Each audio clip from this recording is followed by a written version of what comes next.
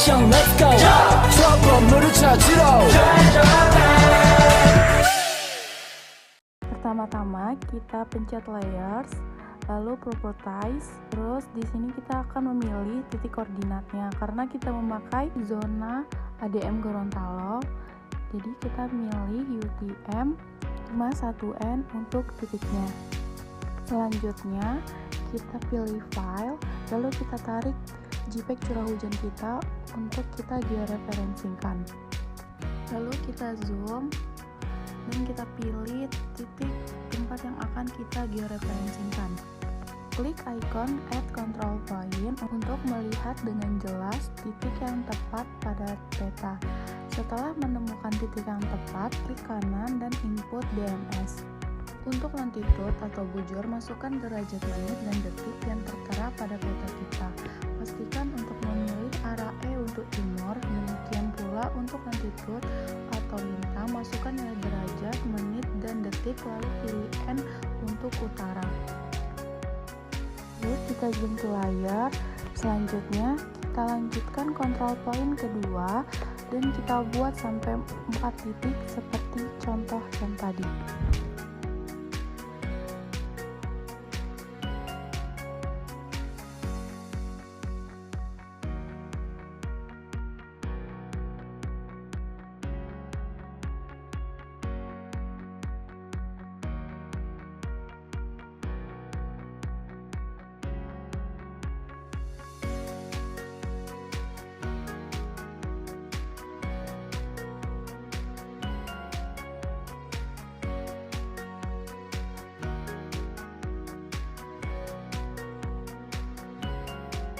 Setelah kita georeferencing, kita simpan hasil georeferencing ini. Kita pergi ke menu georeferencing di toolbar, lalu pilih update georeferencing.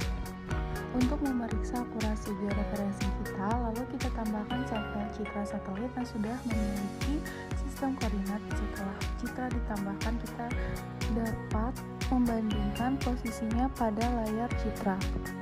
Jika peta curah hujan sudah menumpang tindih pada citra, maka georeferencing yang kita lakukan maka sudah benar. Lalu kita ke katalog, pilih new, lalu pilih save file untuk membuat save file baru.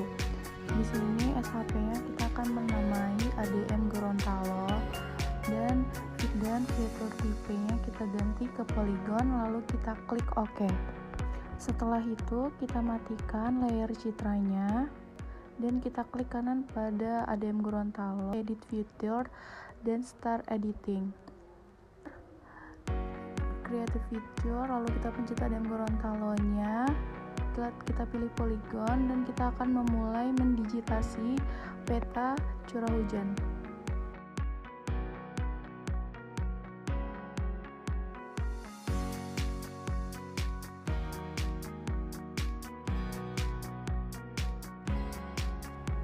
Selesai kita mendigitasi, lalu kita pencet kotak bawah yang di bawah ADM Gorontalo, lalu kita pilih holo, lalu klik OK.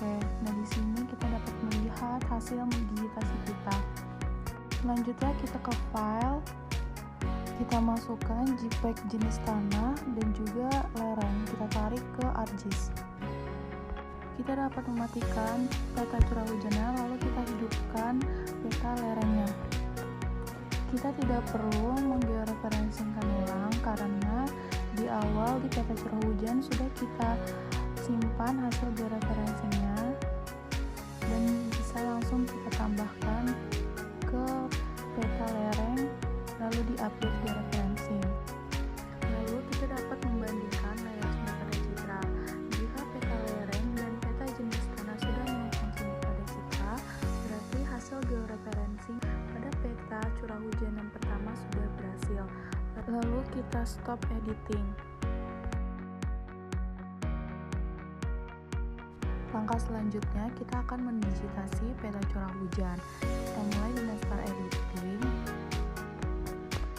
Dengan cut polygon tools yang aktif, mulailah menggambar garis potong yang kita inginkan.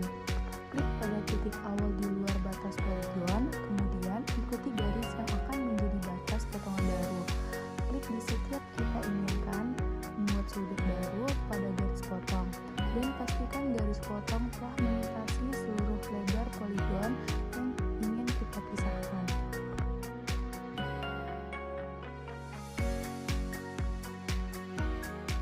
Selanjutnya kita matikan peta curah hujannya, lalu kita hidupkan peta jenis tanah. Selanjutnya kita aktifkan star editing. Dengan cut polygon tools yang aktif, mulailah menggambar garis potong yang kita inginkan. Klik pada titik awal di luar batas polygon, kemudian ikuti garis yang akan menjadi batas potongan baru. Klik di setiap kita ingin membuat sudut baru pada garis potong. Pastikan garis potong telah melintasi seluruh lebar polygon yang ingin kita pisahkan.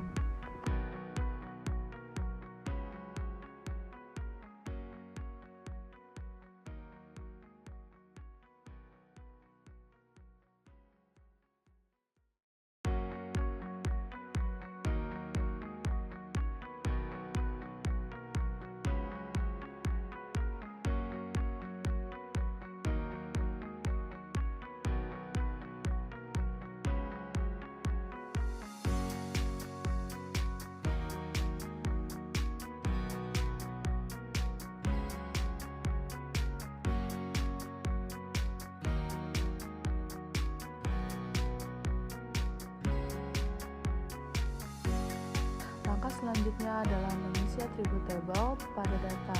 Sebelum mengisi data, kita perlu menambahkan kolom baru untuk atribut curah hujan.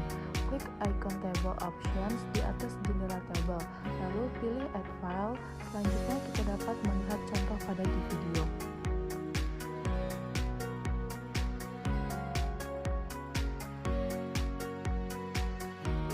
Di sini kita dapat mengisi data atribut sesuai dengan kategori curah hujan yang tertera pada peta kita.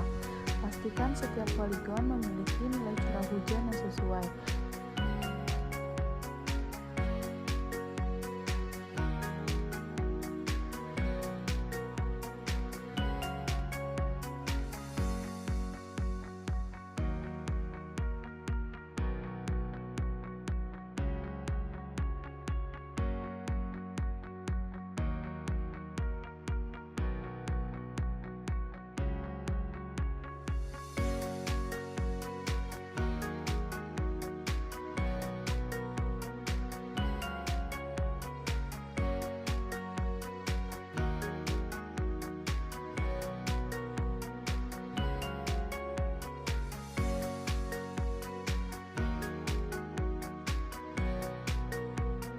Sebelum mengisi data, kita perlu menambahkan kolom baru untuk atribut jenis tanah.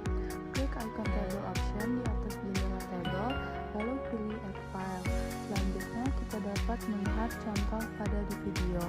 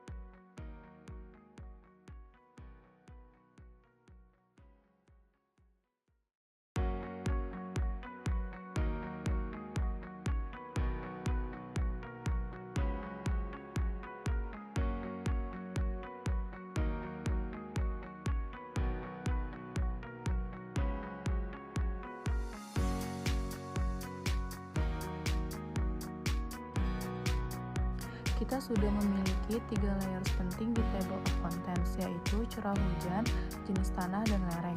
Selanjutnya kita perlu menentukan lokasi penyimpanan dan nama untuk objek classes ini, lalu diberi nama arahan fungsi kelassan, lalu diklik OK. Di sini kita dapat mengisi data atribut sesuai dengan kategori lereng yang tertera pada peta kita. Setelah siap menambahkan tabel lereng, kita akan membuat tabel baru, yaitu skor. Kita bisa melihat cara menambahkan tabelnya seperti yang di video.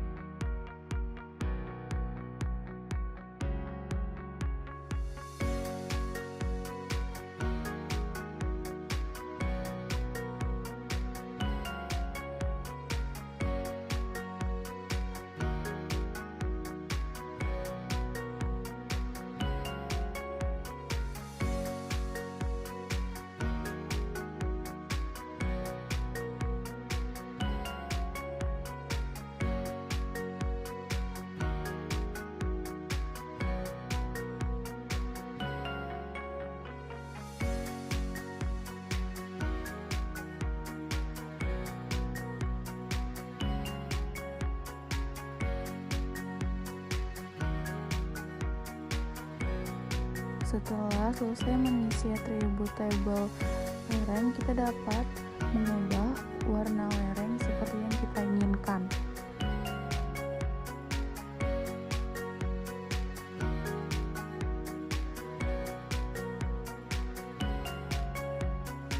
Setelah melalui serangkaian proses yang sangat panjang, sekarang kita akan masuk ke tahap terakhir, yaitu layout.